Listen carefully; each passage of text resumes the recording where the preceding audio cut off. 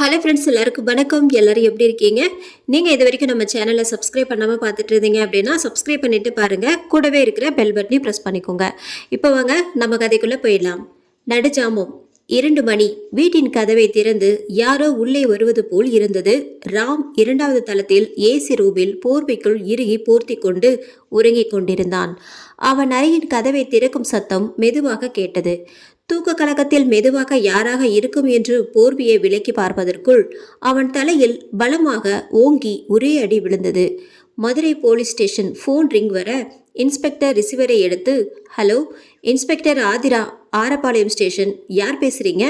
மறுமுனையில், மேடம், என்னை யாரோ கொலை பண்ண போறாங்க மேடம், ப்ளீஸ் ப்ளீஸ் மேடம், என்னை காப்பாத்துங்க மேடம் என்று பயந்த குரலில் அழுது கொண்டே கூற, ஹலோ ஹலோ, வெயிட் வெயிட், நீங்க யாரு? உங்க பேர் என்ன? இப்ப எங்க இருக்கீங்கன்னு சொல்லுங்க முதல்ல. எந்த பதிலும் வரவில்லை. ரிசீவர் கட்டானது. சாயா என்று கூப்பிட்டதும் ஓடி வந்து எஸ் மேடம் என்றார் கான்ஸ்டபிள் சாயா. இப்போ ஒரு கால் வந்தது, இன்மிடியேட்டா கண்ட்ரோல் ரூமுக்கு ஃபோன் பண்ணி அது எங்க இருந்து வந்தது யாருன்னு கேளுங்க ஃபர்ஸ்ட். Okay madam, 2 minutes. 2 நிமிடம் கழித்து கான்ஸ்டபிள் சாயா, மேடம், அந்த கால் மதுரை பைபாஸ் ரோட்ல இருக்கிற ஒரு வீட்டில் இருந்து வந்திருக்கு மேடம். பெயர் ராம், பிரபல ஜவுளி கடை ஓனர் பையன். ஓகே, நீங்க அங்க பக்கத்துல இப்போ ஆன் டியூட்டியில இருக்கிற யாரையாவது போய் செக் பண்ணி பார்த்துட்டு என்னோட ஃபோனுக்கு இன்ஃபார்ம் பண்ண சொல்லுங்க. Okay madam. நேரம் அதிகாலை 3:30. ஆதிரா ஃபோன் சினுங்கியது. ஃபோனை ஆன் பண்ணி பேசியது. ஆதிராவின் வலது புருவம் மேலே தூக்கியது. வாட்? என்ன சொல்றீங்க? வெயிட், நான் ஸ்பாட்டுக்கு வரேன். சாயா, சீக்கிரம் வண்டி எடுக்க சொல்லுங்க. பைபாஸ் ரோட்ல இருக்கிற ஒரு ஏரியாவுக்கு போகணும் என்று பதட்டத்துடன் கூறினார் ஆதிரா. சரியாக 20 நிமிஷம் போலீஸ் ஜீப் வந்து சேர்ந்தது. ஜீப்ல இருந்து இறங்கி அந்த வீட்டை அண்ணார்ந்து பார்த்தால் பெரிய வீடு, சுற்றி காம்பவுண்ட். ஏற்கனவே கதவு திறந்தே இருந்தது. ஹலோ, உள்ள யாராவது இருக்கீங்களா? எந்த சத்தமும் இன்றி ஒரே நிசப்தம். கொஞ்சம் மனதுக்குள் படபடவென இருந்தது ஆதிராவுக்கு. வெளியே காட்டிக்கொள்ளாமல் தைரியமாக உள்ளே செல்ல பின்னால் 2 பேரும் பின்தொடர்ந்தனர். வீட்டின் கீழ் யாரும் இருப்பதாக தெரியவில்லை. தொடர்ந்து மாடிக்கு சென்றால் அங்கும் கதவு திறந்தே இருந்தது. மெதுவாக அந்த கதவை திறந்து உள்ளே பார்த்தால் யாரோ ஒருவர் மெத்தையில் படுத்து கிடப்பது போல இருக்க, அருகில் சென்று பார்த்தால் அது ஒரு ஆண். அறை முழுவதும் ஏசி குளிர் அதிகமாக நிரம்பியிருந்தது. அவன் உடல் முழுவதும் பிளாஸ்டர் வைத்து நன்றாக இறுக்கி பிடித்து உச்சி முதல் பாதம் வரை கைகள் 2 உடலோடு ஒட்டி தொடர்ச்சியாக பல முறை சுற்றப்பட்டு இருந்தது. ஒரு நிமிடம் இன்ஸ்பெக்டர் ஆதிராவும் மற்ற காவலர் 2 மிரண்டு போயினர். இன்ஸ்பெக்டர் ஆதிரா அருகே சென்று குனிந்து நன்றாக பார்த்தால் பிளாஸ்டர் உள்ளே உடலின் பல பகுதிகளிலும் இருந்து ரத்தம் கசிந்து கொண்டிருந்தது. அவன் முகத்தில் அவன் 2 கண்களும் நேருக்கு நேர் பார்ப்பது போல இமை மூடாமல் விழித்தே இருந்தது. அதை பார்த்தவுடன் ஆதிரா தொண்டைக்குழியில் உமிழ்நீர் முழுங்கினாள். ஆதிரா மனதில் ஏதோ சொல்ல வருவது போல் தோன்றியது. யார் இப்படி பண்ணியிருப்பாங்க? அப்போ நான் அட்டன் பண்ண ஃபோன் கால் இவனா? காப்பாற்ற சொல்லி கெஞ்சினானே. ச்சே, இப்ப என்ன பண்றது மேடம் என்று சத்தம் கேட்ட திசையில் கான்ஸ்டபிள் சாயா, இப்போ என்ன பண்றது மேடம்? தடயவியல்ல இருந்து இப்போ வந்துடுவாங்க. பத்திரிகைக்கு நியூஸ் போகாம பாத்துக்கோங்க. வீட்டை சுத்தி செக் பண்ணுங்க. ஏதாச்சும் எவிடன்ஸ் இருக்கான்னு பார்க்கலாம். அவனோட மொபைல் ஃபோன் இருக்கான்னு பாருங்க. பக்கத்துல இருக்கிற வீட்லயும் விசாரிங்க. ஆம்புலன்ஸ் வந்ததும் பாடியை ஜிஹெச்சுக்கு அனுப்புங்க. நெக்ஸ்ட் பார்ப்போம். இன்ஸ்பெக்டர் ஆதிரா பலத்த யோசனையோடு தொடங்கினாள். எஸ் மேடம் என்று தலையசைத்து விட்டு சென்றாள் கான்ஸ்டபிள் சாயா. அன்று இரவு முழுவதும் ஆதிராவால் நிம்மதியாக உறங்க முடியவில்லை. கண்களை மூடினால் பிளாஸ்டர் சுற்றப்பட்ட ராம் உருவம் கண் முன்னே வந்து சென்றது. அருகில் இருந்த தன் மொபைல் போன் எடுத்து வேகமாக கால் செய்தார். போன் கால் இணைப்பிற்காக காத்திருந்தது. ஹலோ இன்ஸ்பெக்டர், ஆதிரா பேசுறேன். டியூட்டி டாக்டர் கிட்ட பேசணும் please, very urgent. Yes madam, சொல்லுங்க, நான் டாக்டர் ஷியாம். ஓ சார், எனக்கு ஒரு இன்ஃபர்மேஷன் வேணும். எஸ் மேடம், சொல்லுங்க.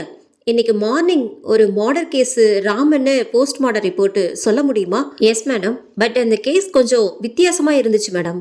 ரொம்ப கடுமையா உடல் முழுவதும் மூர்க்கத்தனமாக பிளாஸ்டர் சுற்றப்பட்டு இருக்கு. கொலை பண்ணவங்க மனநிலை புரிஞ்சிக்கவே முடியல. ஏன்னா உடல்ல அதிக ரத்தப்போக்கு ஆகிற இடங்களாக பார்த்து சரியான அளவுகள்ல சரியா கட் பண்ணியிருக்காங்க. அதுவும் ரத்தம் வெளியே வர அளவுகள் கூட சரியா இருந்திருக்கு. ராம் தலையில் பலமாக எதையோ வச்சு அடிச்சிருக்காங்க. அவருக்கு சுயநினைவு இருக்கும் போதே உடலில் பிளாஸ்டர் சுற்றி இருக்கு. முக்கியமா அவர் பதட்டமாகல. அதனால்தான் ரத்தம் கசியும் அளவில் மாற்றம் இல்லையோன்னு எனக்கு சந்தேகமாக இருக்கிறது சொல்லி முடித்தார் doctor Shyam. Thank you so much sir. இந்த தகவல் எனக்கு இந்த கேஸில் கண்டிப்பாக உதவியாக இருக்கும்னு நினைக்கிறேன். வேறு ஏதாவது தகவல் வேண்டும் என்றால் கண்டிப்பாக உங்களுக்கு ஃபோன் பண்ணுறேன் என்று கூறிவிட்டு ஃபோன் கால் கட் செய்தார் ஆதிரா. அடுத்த சில நிமிடங்களில் கான்ஸ்டபிள் சாயாவிடமிருந்து ஃபோன் கால். மேடம், தடவியல் ரிப்போர்ட் வந்துருச்சு மேடம். உங்கள் ஃபோனுக்கு நான் வாட்ஸ்அப்பில் அனுப்பியிருக்கேன். ஓ எஸ் சாயா, நான் பார்த்துக்கிறேன். வேகமாக வாட்ஸ்அப்பை திறந்து பார்த்ததும், என்ன ஒரே ஒரு ஆள் தான் இந்த கொலையாளியா? ஒருத்தர் கைரேகை மட்டும்தான் இருக்கிறது, அதுவும் மனிதரின் கைரேகை போல் இல்லை. சந்தேகமாக இருக்கிறதே. ஆதிராவுக்கு மனதில் ஏதோ குழப்பமாக இருந்தது. இது என்ன புது குழப்பம்? இது என்னோட முதல் கேஸ். இதுல குற்றவாளிய நான் கண்டிப்பா தப்பிக்க விட மாட்டேன். தனக்குத்தானே சொல்லிக்கொண்டே மணியை பார்த்தால் நேரம் இரவு 1 மணியே கடந்திருந்தது. சரி உறங்கலாம் என்று படுக்கை அறைக்கு செல்லும் போது ஆதிராவின் அலைபேசி சினுங்க. இந்த நேரத்துல யாராக இருக்கும் என்று எடுத்து காதில் வைத்தால், சாரி மேடம், நான் ஸ்டேஷன்ல இருந்து கான்ஸ்டபிள் பேசுறேன். இப்போ ஒரு ஃபோன் கால் வந்தது ஸ்டேஷனுக்கு. எமர்ஜென்சி, என்னை யாரோ கொலை பண்ண போறாங்க, காப்பாத்துங்கன்னு. கால் ட்ரேஸ் பண்ணி போய் பார்த்தா திடீர் நகர்ல ஒரு பெரிய வீட்ல ஒரு ஆண் உடம்பு முழுவதும் கொதிக்கிற தாரை ஊற்றி கொலை செய்யப்பட்டு கிடந்தார் மேடம். பாடியை போஸ்ட்மார்டம் அனுப்பியாச்சு, உங்களுக்கு தெரியப்படுத்துறேன் மேடம் என்றார் கான்ஸ்டபிள். ஆதிரா தன் புருவங்களை சுருக்கி கொண்டே, ஓகே சார், நான் இப்பவே கிளம்பி வரேன் என்று காலை கட் செய்தாள். நாம நினைக்கிற மாதிரி இது ஏதோ சம்திங் ராங். சீக்கிரம் கண்டுபிடிக்கலனா பெரிய ஆபத்து. யோசித்துக் கொண்டே வேகமாக உடை மாற்றிக்கொண்டு கிளம்பினாள் இன்ஸ்பெக்டர் ஆதிரா. ஹாஸ்பிட்டல் வாசலில் கான்ஸ்டபிள் நின்று கொண்டிருக்க ஆதிராவை பார்த்ததும் எஸ் மேடம் என்று சல்யூட் அடித்தார். என்று தலை அசைத்துவிட்டு, என்னாச்சு சார், பாடி யார் என்னவென்று தகவல் தெரிஞ்சதா? எஸ் மேடம், பெயர் சகா, முழு பெயர் சகாதேவன். வீட்டில் தனியாக தான் இருந்திருக்கிறார். கொலை நடந்தது இரவு என்பதால் அந்த பகுதியில் ஆள் நடமாட்டம் இல்லை. அருகில் இருந்த வீட்டில் இருப்பவர்களுக்கும் விசாரணை நடத்தினோம். யாருக்கும் அவ்வளவாக தெரியவில்லை என்று கூறிக்கொண்டிருக்கும் போதே டாக்டர் ஒருவர் அங்கு வர, excuse me sir, doctor Shyam சாரை பார்க்கணும். இன்ஸ்பெக்டர் ஆதிரான்னு சொல்லுங்க. ஓகே மேடம், சார் உள்ள ஒரு கேஸில் போஸ்ட்மார்ட்டில் இருக்காங்க, வெயிட் பண்ணுங்க, நான் இன்ஃபார்ம் பண்ணுறேன். Okay sir. கான்ஸ்டபிள், இந்த பாடியோட ஃபோட்டோஸ் இருக்கா? இந்தாங்க மேடம் என்று கையில் இருந்த ஒரு மொபைல் ஃபோனை நீட்ட அதில் இருந்த ஃபோட்டோவை பார்த்தார். அதில் சகா உடல் முழுவதும் கருப்பு கலரில் தார் ஊற்றப்பட்டு உடல் முழுவதும் வெந்த மாதிரி பார்ப்பதற்கு கரும்பூதம் போன்று தெரிந்தது. ஐயோ, என் பையனுக்கு என்ன ஆச்சு என்று பதறிய குரலுடன் ஒரு பெண் ஹாஸ்பிட்டல் முன் ஓடி வர அனைவரும் அந்த பெண் வந்த திசையை பார்த்தனர். கான்ஸ்டபிள், யார் இவங்க? மேடம், சகாவோட அம்மா. ஸ்பாட்ல அந்த பையன் பாடியை நாங்கள் கிளியர் பண்ணிட்டு இருந்தப்போ அவன் ஃபோன் அடித்தது. அதனால் நாங்கள் இவங்களுக்கு இன்ஃபார்ம் பண்ணும்போது இவங்க பக்கத்தில் ஒரு ஊரில் திருவிழாவில் இருப்பதாகவும் உடனே வருவதாகவும் சொல்லி இப்போ வந்திருக்காங்க மேடம். அந்த ஃபோன் இப்போ எங்க இருக்கு? இந்தாங்க மேடம், நான் உங்ககிட்ட கொடுக்க தான் வெயிட் பண்ணிட்டு இருக்கேன். அதை வாங்கி கொண்டு, சரி இவங்க கிட்ட மற்ற டீட்டெயில்ஸ் கலெக்ட் பண்ணிக்கோங்க. மேடம், ஷியாம் டாக்டர் உங்ககிட்ட பேசணுமாம், அவரோட கேபின் போங்க. அங்கே இருந்த வார்டு பாய் சொல்ல அந்த கேபினை பார்த்து விரைந்து சென்றார் ஆதிரா. உள்ளே வரலாமா சார்? வாங்க ஆதிரா. என்ன நடக்குது இன்ஸ்பெக்டர் மேடம்? 2 நாள்ல அடுத்தடுத்து 2 மர்டர், அதுவும் இவ்வளோ கொடூரமாக. எஸ், நாங்களும் இதை எதிர்பார்க்கல. கண்டிப்பா சீக்கிரம் கொலையாளிய கைது பண்ணிடுவோம் சார். மேடம், இந்த கேஸ் ரொம்ப கஷ்டம். உயிரோட இந்த நபரை கொதிக்கிற தார்ல போட்டிருக்காங்க. போஸ்ட்மார்டம் பண்றதுல ரொம்ப டிபிகல்ட்டா ஆயிடுச்சு. கண்டுபிடிக்கிறதும் கொஞ்சம் கஷ்டம்தான். பாடியில கண்கள் 2ம் ஓப்பன்லேயே இருந்தது. அது எப்படின்னு இன்னும் எனக்கு ஒரு ஐடியாவும் வரல. Okay sir, thank you so much sir. I will meet you again. ஹாஸ்பிட்டலில் இருந்து வெளியே வந்த ஆதிரா கையில் இருந்த போனில் சகா போட்டோவை பார்த்து கொண்டே இருந்தார். பாக்கெட்டில் இருந்த ஆதிரா ஃபோன் சினுங்கியது. எடுத்து காதில் வைத்தாள். மேடம், நான் சாயா பேசுறேன். ஒரு முக்கியமான விஷயம். நீங்க இப்போ எங்க இருக்கீங்க? என்ன சாயா, சொல்லுங்க. Madam, Anna Nagar back side அந்த பாலத்துக்கு கீழே ஒரு பையனோட பாடி கிடைச்சிருக்கிறதா நியூஸ் வந்திருக்கு மேடம். என்ன சொல்றீங்க சாயா? Yes madam. இன்னொரு விஷயம், அந்த பாடியையும் ரொம்ப கொடூரமா கொலை செய்திருக்காங்க மேடம். வாட்? உங்களுக்கு எப்படி தெரியும்? மேடம், அண்ணா நகர் இன்ஸ்பெக்டர் தான் இப்போ இன்ஃபார்ம் பண்ணாங்க. உங்கள் ஃபோன் பிஸின்னு நம்ம ஸ்டேஷனுக்கு ஃபோன் வந்தது. ஓகே, நான் ஹாஸ்பிட்டலில் தான் இருக்கேன். பாடியை இங்கே தான் கொண்டு வருவாங்க, நான் பார்த்துக்கிறேன். ஓகே மேடம், பட் எனக்கு இன்னும் 10 நிமிஷத்தில் இந்த 3 பாடியோட டீட்டெயில்ஸ் இன்மீடியட்டாக வேணும். Okay madam. சரியாக 40 நிமிஷம் ஆம்புலன்ஸ் ஹாஸ்பிட்டல் உள்ளே வர ஆதிராவின் இதயம் கனத்தது.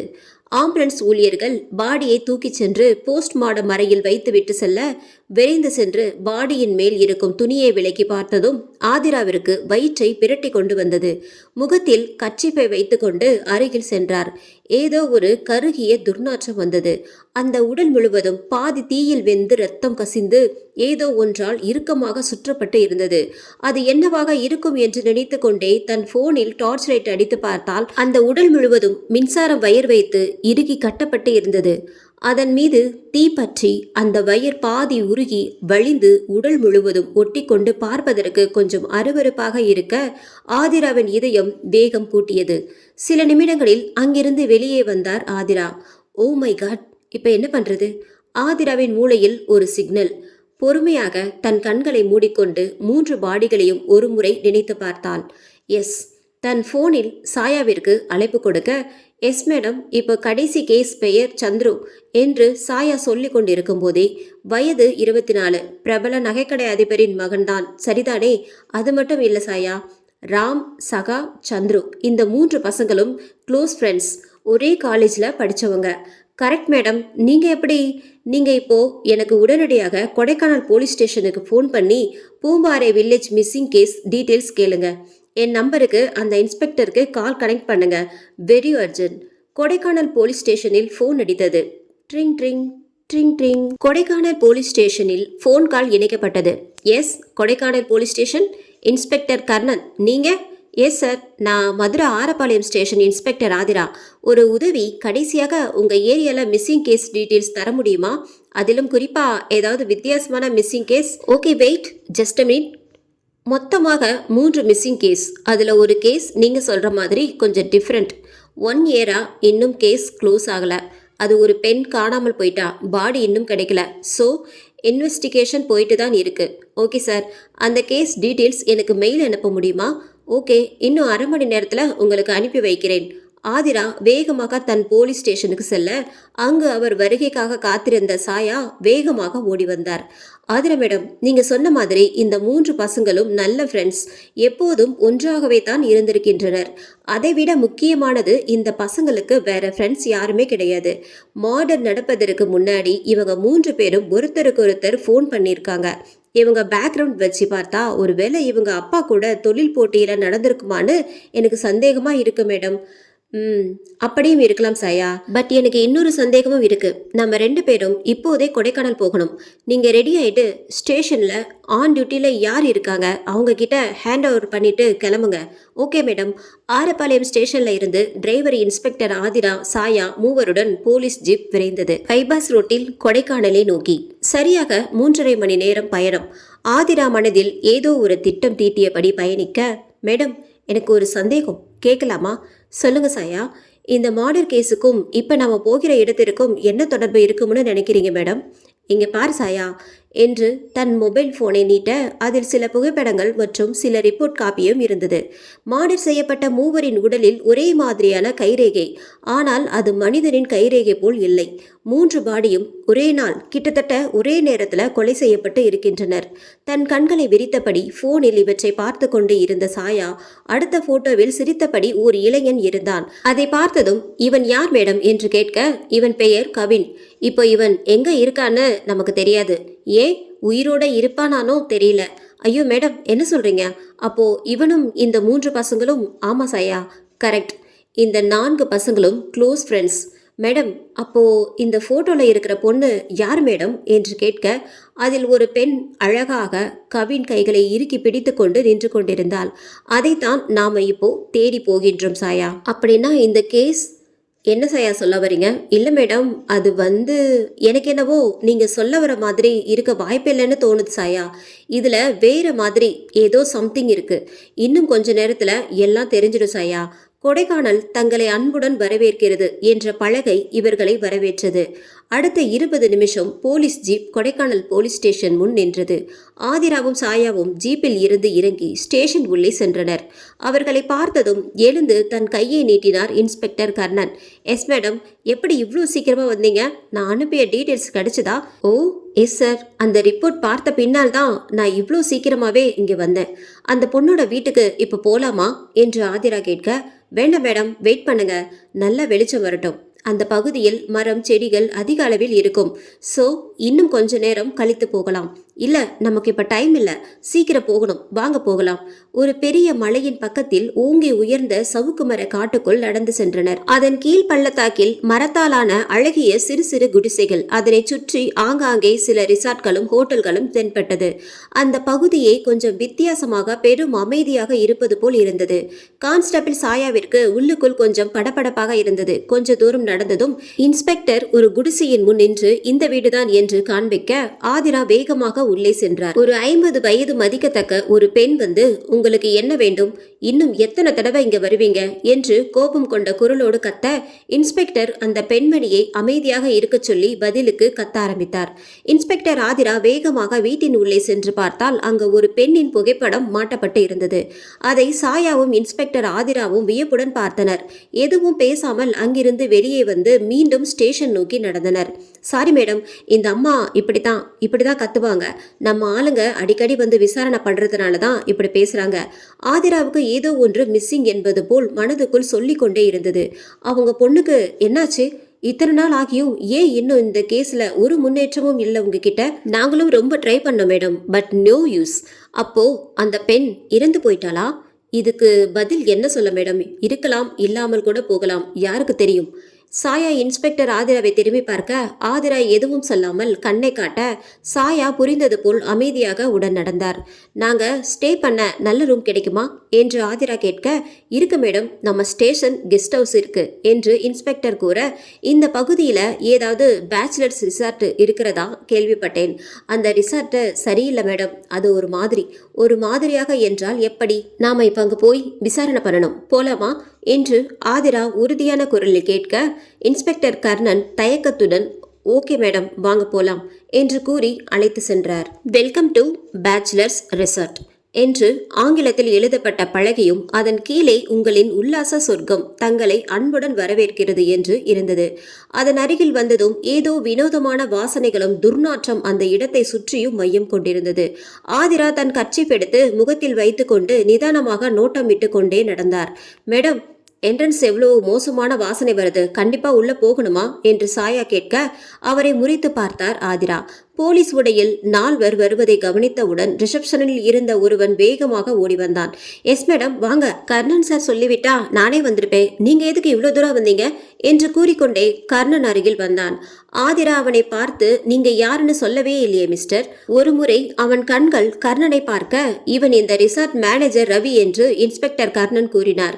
இவங்க இன்ஸ்பெக்டர் ஆதிரா என்று அறிமுகம் செய்தான் மேனேஜர் ரவியிடம். ஓ, வெல்கம் மேடம், உங்களுக்கு என்ன உதவி வேண்டும், என்கிட்ட சொல்லுங்க மேடம் என்று வழிந்தான். எத்தனை வருஷமா நீங்க இங்க மேனேஜரா இருக்கீங்க மிஸ்டர் ரவி? நான் 10 வருஷமா இங்கேயே தான் இருக்கேன் மேடம். அப்படின்னா உங்களுக்கு எல்லாமே தெரியும், அப்படிதானே மிஸ்டர்? ஐயோ மேடம், நீங்க என்ன கேட்க வரீங்க, எனக்கு புரியல என்று மீண்டும் ஆதிராவை உற்று பார்த்து கொண்டே வழிந்தான். என் கண்ணை பார்த்து பேசுங்க மிஸ்டர் என்று ஆதிரா அதட்டினார்.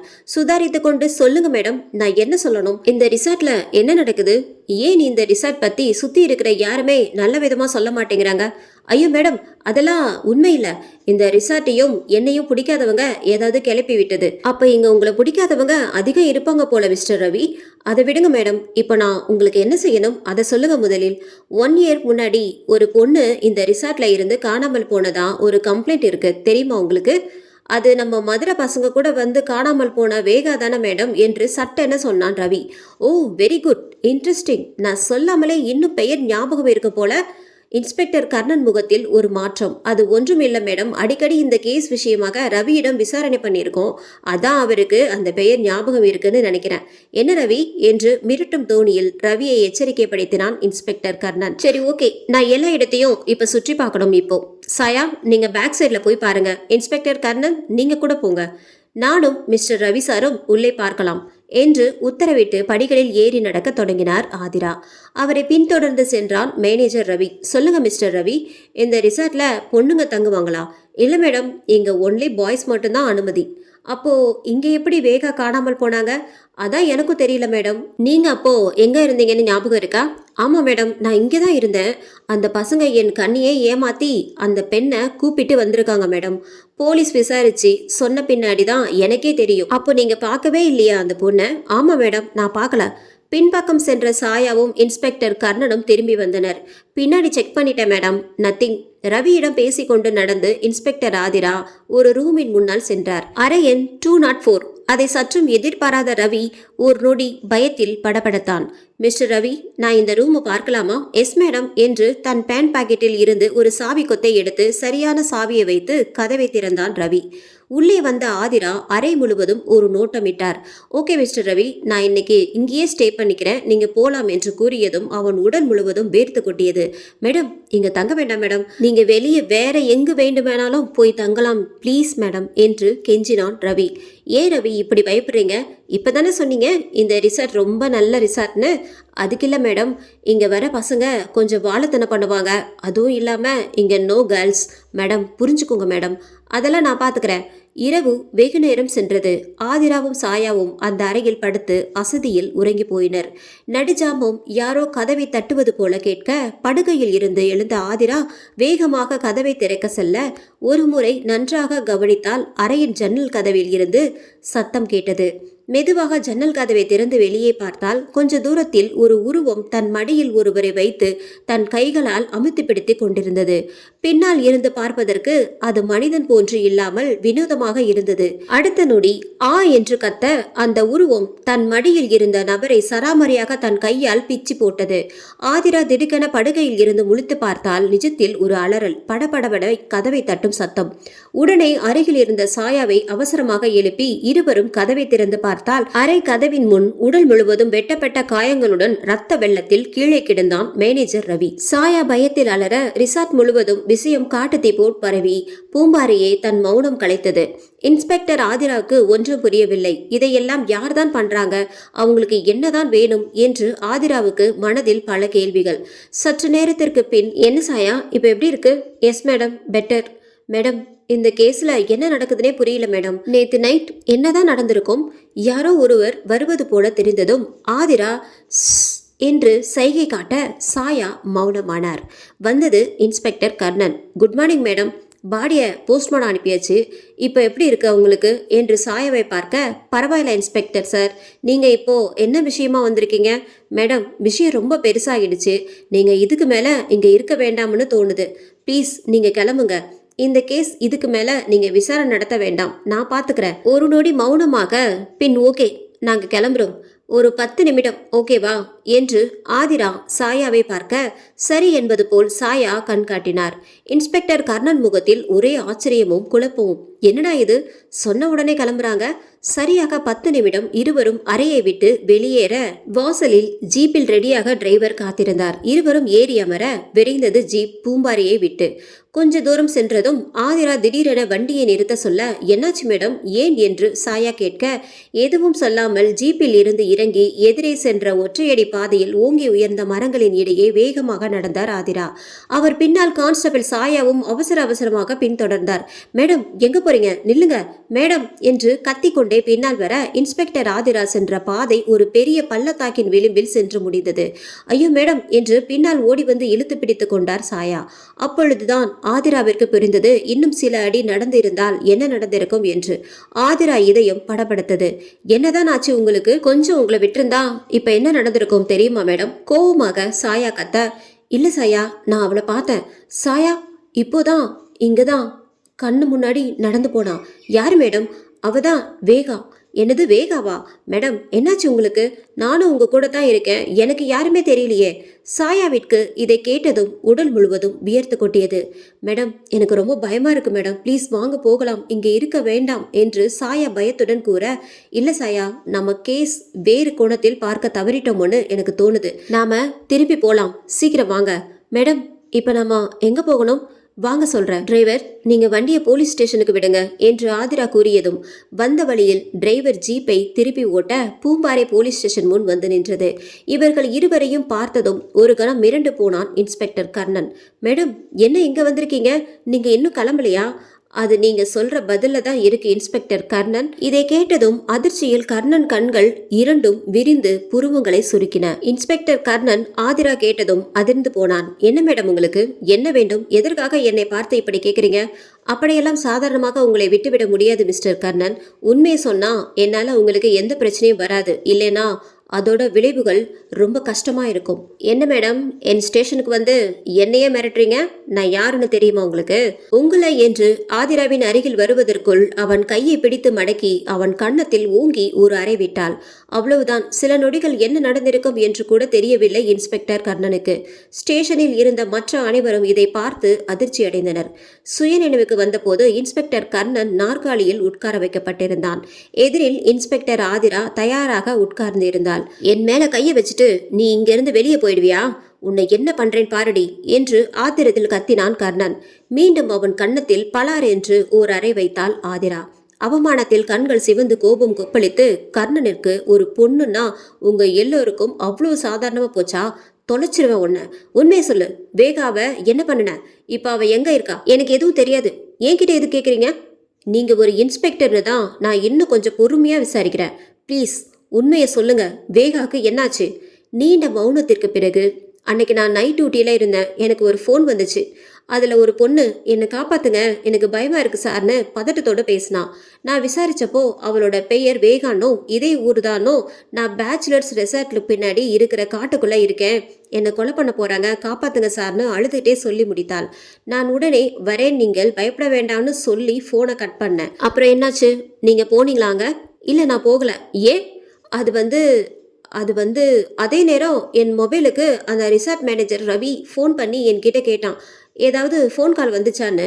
நானும் அந்த பொண்ணு பேசுனதை எல்லாம் அப்படியே சொன்னேன். சரி, நாங்கள் பார்த்துக்குறோம்னு என்னை அங்கே வர வேண்டாம்னு சொல்லிட்டு ஃபோனை கட் பண்ணிட்டான். அதுக்கப்புறம் என்ன நடந்திருக்குன்னு எனக்கு தெரியல. 2 நாள் கழித்து ஒரு பொண்ணோட பாடி அந்த பள்ளத்தாக்கில் கிடப்பதாக இன்ஃபர்மேஷன் வந்துச்சு.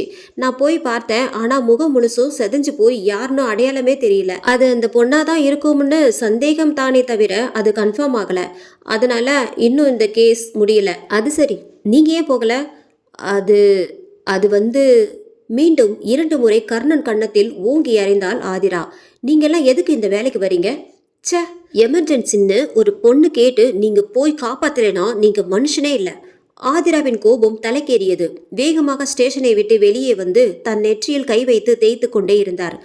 அங்கு வந்த சாயா, இப்ப என்ன பண்றது மேடம்? நீங்க எதிர்பார்த்த டீட்டெயில்ஸ் இது இல்லையே, அடுத்து நாம என்ன பண்ணலாம் மேடம் என்று ஆதிராவை கேட்க, சாயா, இனிமேல் தான் நாம ரொம்ப கவனமா இருக்கணும். நம்ம கிட்ட இருக்கிற கடைசி விட்னஸ் இந்த இன்ஸ்பெக்டர் கர்ணன் மட்டும்தான். ஸோ நாம அலர்ட்டா இருக்கணும். ஏன் மேடம் இவ்வளோ டென்ஷனாக இருக்கீங்க? நாம இருக்கிறது போலீஸ் ஸ்டேஷன்ல. இங்க யார் வர போறாங்க? இரவு வருவதற்கு காத்திருந்தது மேக கூட்டங்கள். சாயா, நாம இந்த கேஸ்ல ஒரு விஷயம் கவனிக்க மறந்துட்டோம். கொலை நடந்தது எல்லாமே ராத்திரியில தான். இதுல இன்னொரு விஷயமும் இருக்கு. செத்து போனவங்க 2 பேரும் கடைசியா போலீஸ் ஸ்டேஷனுக்கு ஃபோன் பண்ணி உதவி கேட்டிருக்காங்க. அப்ப இதெல்லாம் அந்த பொண்ணோட ஆவிதான் பண்ணியிருக்கோன்னு சொல்ல வரீங்களா மேடம்?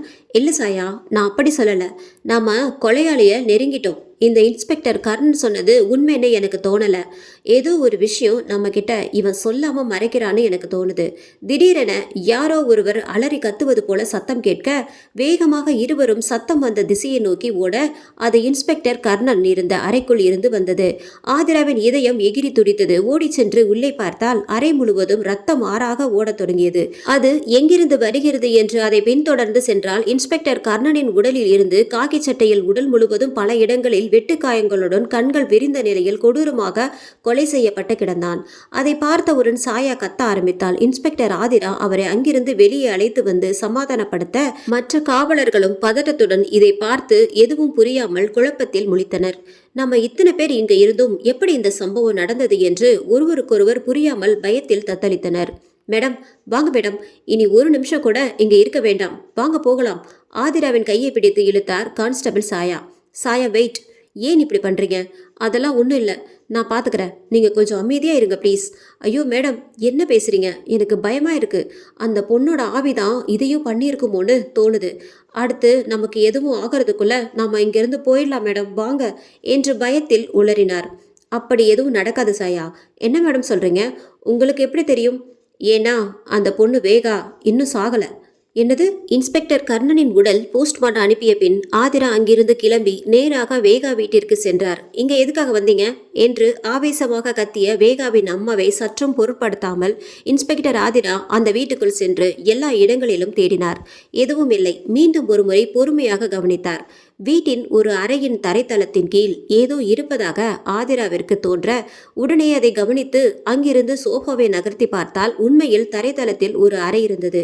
அதிர்ச்சியோடு படிக்கட்டு வழியாக கீழே சென்ற இன்ஸ்பெக்டர் ஆதிராவும் கான்ஸ்டபிள் சாயாவும் அந்த அறைக்குள் அலங்கோலமாக ஒரு பெண் பார்ப்பதற்கே பரிதாபமாக இருக்க ஆதிராவால் சில நொடிகள் இதை நம்ப முடியவில்லை. சாயா, நீங்க கொஞ்ச நேரம் வெளியே இருங்க, ஆதிரா கூறியதும் சாயா அங்கிருந்து வெளியே ஏற சற்று நேரத்திற்கு பிறகு அங்கு வந்த சாயா அந்த பெண்ணை பார்த்து, மேடம், வேகாதானா இது என்று குழப்பத்தோடு கூற ஆதிரா இல்லை என்பது போல் தன் தலையை அசைத்தார். மேடம், இது வேகாதான், நல்லா பாருங்க, பதறினார் சாயா. ஆனால் ஆதிரா அங்கு இருந்து தாமதிக்காமல் வெளியேற சாயாவிற்கு குழப்பமாக இருந்தது. மேடம், ஏன் நீங்க நான் சொல்றதை நம்ப மாட்டீங்க? கேட்டுக்கொண்டே ஆதிராவின் பின்னால் வர ஆதிராவோ வீட்டின் முன்பாக இருந்த வேகாவின் அம்மாவை பார்க்க அவர் முகத்தில் ஓர் கலவரம். அவரிடமும் ஒன்றும் கூறாமல் ஆதிரா அங்கிருந்து வெளியேறி நேராக போலீஸ் ஸ்டேஷன் சென்றார். கான்ஸ்டபிள் சாயாவிற்கு ஆத்திரமாக வர இன்ஸ்பெக்டர் ஆதிராவிடம், மேடம், இப்ப நீங்க உண்மையை சொல்றீங்களா இல்ல நானே இந்த கேஸ் டீடைல்ஸ் எல்லாத்தையும் மேலிடத்திற்கு அனுப்பவா? உண்மையில் நான் உங்களை எவ்வளோ நம்பினேன் தெரியுமா மேடம்? ஆனால் நீங்களும் சாதாரணமான ஆபீசர்னு நிரூபிச்சிட்டீங்க. இந்த கேஸ்ல இதுவரைக்கும் 5 பேர் செத்து போயிட்டாங்க. குற்றவாளி யாருன்னு தெரிஞ்சும் நீங்க அமைதியா இருக்கீங்க என்று ஆத்திரமாக சாயா கத்தினாள். சாயா, உங்ககிட்ட ஒரு கேள்வி கேட்கணும். இந்த கேஸ்ல நமக்கு யார் கொலையாளின்னு தெரியல. நம்ம கிட்ட no witness and no evidence. உண்மைதானே சாயா? Yes madam. அதனால இப்ப நீங்க என்ன நினைக்கிறீங்க மேடம்? இந்த பொண்ணு தான் வேகான்னு அப்ப இருந்து போனது யாரு? இவளை பார்த்தாலே பாவமா மனநல சரியில்லாத மாதிரி இருக்கு. அப்படி இருக்கும்போது இவ எப்படி இத்தனை கொலைகளை பண்ணனா? சொல்லுங்க மேடம். அதுக்கும் மேல இவ ஒரு பொண்ணு, தனியா எப்படி இதெல்லாம் பண்ண முடியும்? உண்மைதான் சாயா, எல்லாரும் இப்படி இவ ஒரு பொண்ணு தானே, இவ என்ன பண்ண முடியும் என்று சாதாரணமா கடந்து போனதுதான் வேகா சுதந்திரமா இத்தனை கொலைகளை பண்ண முடிஞ்சது. கவின் இதே ஊர் தான் சாயா. ராம், சகா, சந்துரு இவங்க 3 பேரும் கவின் காலேஜ் மேட்ஸ். இந்த 3 பசங்க எப்போ இங்க வந்தாலும் கவின் தான் கூட இருந்து பார்த்துப்பா. கவினும் வேகாவும் லவர்ஸ். இருந்தும் இவனுக்கு 3 பேரும் ஒரு நாள் இங்க வந்தபோது வேகாவ மாதிரி இருந்த அவள் தங்கையை கடத்திட்டு போய் அந்த ரெசார்ட்ல நாசம் பண்ணியிருக்காங்க. அங்கிருந்து தப்பி செல்ல வழி இல்லாம தான் நேகா போலீஸ் ஸ்டேஷனுக்கு கால் பண்ணியிருக்கா. ஆனா இன்ஸ்பெக்டர் கர்ணன் இவனுங்க ஆளுன்னு தெரியாம ரிசார்ட் மேனேஜர் ரவி உதவியோட நேகாவை பிடிச்சி மனசாட்சியே இல்லாம அவளை கொலை பண்ணியிருக்கானுங்க. ரிசார்ட்ல இருந்து எல்லா ஆதாரத்தையும் மேனேஜர் அழிச்சிருக்கான். இதை எல்லாமே தெரிந்தும் கவின் அவன் நண்பர்களை காட்டி கொடுக்கல. வேகாக்கும் இந்த விஷயம் அவளோட தங்கை இறந்த பின்னாடி தான் தெரிய வந்திருக்கு. ஆனாலும் கவின் கிட்ட எதுவும் கேட்கல. அவனும் குற்ற உணர்ச்சியே இல்லாமல் இவ கூட சாதாரணமா இருந்திருக்கான். தனக்கு நேரம் வரும் வரை காத்திருந்த வேகா அடுத்த சில மாதங்களுக்கு பின்னாடி கவினை அவங்க எப்பவும் மீட் பண்ற இடத்திற்கு வர சொல்றா. அங்கு வந்து அவனுக்கு பெரிய அதிர்ச்சி காத்திருந்தது. அவனை மயக்க மருந்து கொடுத்து கட்டி போட்டு அவன் நண்பர்கள் டீட்டெயில்ஸ் எடுத்து அவன் போன்ல அவன மாதிரியே பேசி இவங்க 3 பேரையும் ராம் வீட்ல மீட் பண்ண வர வச்சிருக்காங்க. மதுபானத்துல மயக்க மருந்த கலந்து கொடுத்துட்டு அவனுங்க பார்ட்டி முடிஞ்சதும் கிளம்பியதும் தனித்தனியா 3 பேரையும் கொடூரமாக கொலை பண்ணியிருக்கா. ஆதிரா சொல்லி முடித்ததும், மேடம், எனக்கு ஒரு சந்தேகம். எஸ் சாயா, கேளுங்க. மேடம், இப்போ கவின் என்னானான்? ஆனா கவினை என்ன பண்ணனான்னு சொல்லல மேடம். நம்ம சட்டப்படி தண்டனை வாங்கி தரலாம் மேடம் என்றதும் ஆதிரா கலகலவென சிரித்தார். யாருக்கு சாயா நம்ம தண்டனை வாங்கி தரப்போறோம்? அதான் இந்த பொண்ணு தண்டனை கொடுத்துட்டாலே, இப்போ இந்த கேஸ் எப்படி இழுத்தார் சாயா. வெரி சிம்பிள் சாயா. அதான் எல்லாரும் நம்புறீங்க தானே, ஒரு பொண்ணு தனியா அவளுடைய இழப்புக்கு தண்டனை கொடுத்தான்னு சொன்னா என்ன? பொண்ணுங்களுக்கு அவ்வளோ தைரியம் இருக்கான்னு கேட்கிற இந்த மனிதர்கள் அதே அவ செத்து எல்லாரையும் பழி வாங்குறான்னு நம்புறாங்க என்று நக்கலாக கூறிக்கொண்டே தன் வலது கண்ணடித்து திமிரா கூலிங் கிளாஸை மாட்டிக்கொண்டு நாம அப்ப கிளம்பலாமா என்று இன்ஸ்பெக்டர் ஆதிரா கேட்க, ஆமா இல்ல என்பது போல் தன் தலையை அசைத்தார் சாயா. ஜீப் மதுரையை நோக்கி புறப்பட்டது. இந்த எபிசோட் உங்களுக்கு பிடிச்சிருந்தது அப்படின்னா நம்ம சேனலை மறக்காம சப்ஸ்கிரைப் பண்ணுங்க, லைக் பண்ணுங்க, ஷேர் பண்ணுங்க. நன்றி, வணக்கம்.